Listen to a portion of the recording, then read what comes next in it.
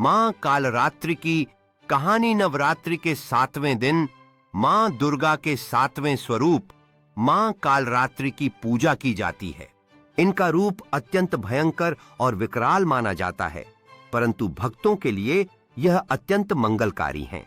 मां कालरात्रि को शुभंकरी भी कहा जाता है, क्योंकि वे अपने भक्तों का भय, दुख और संकट दूर करती हैं।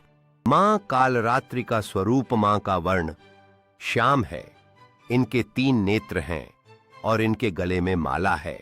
इनके बाल बिखरे हुए हैं और सांस लेने पर नथुनों से अग्नि की ज्वालाएं निकलती हैं। मां कालरात्रि गधे पर सवार रहती हैं। इनके 4 हाथ हैं, एक हाथ वर मुद्रा में, दूसरा अभय मुद्रा में शेष, 2 हाथों में लोहे का कांटा और खड्ग तलवार है। कथा प्राचीन काल में असुरों का अत्याचार चारों ओर बढ़ गया था। शुंभ और निशुंभ नामक 2 राक्षसों ने तीनों लोकों पर अधिकार कर लिया था। उनके सेनापति चंड और मुंड ने स्वर्गलोक तक में उत्पात मचा दिया।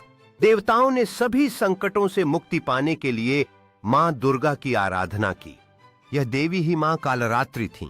मां दुर्गा ने क्रोधित होकर अपने तेज से एक देवी को उत्पन्न किया, जिनका रूप अत्यंत विकराल और भयानक था। मां कालरात्रि प्रकट होते ही अपने विकराल रूप और प्रचंड शक्ति से असुरों का संहार करने लगीं। उन्होंने चंड और मुंड का वध कर दिया, जिससे मां दुर्गा को चामुंडा नाम प्राप्त हुआ। मां कालरात्रि की गर्जना और उनकी दहाड़ से असुर भयभीत होकर भागने लगे। भक्त को निर्भयता और आत्मबल की प्राप्ति होती है। जीवन से भय, दुख और संकट दूर होकर सुख शांति आती है।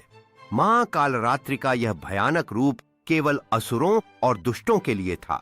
भक्तों के लिए मां का रूप हमेशा शुभकारी और मंगलमयी है। ऐसा माना जाता है कि मां कालरात्रि की पूजा करने से भूत प्रेत, जादू टोना और अशुभ शक्तियां नष्ट हो जाती हैं।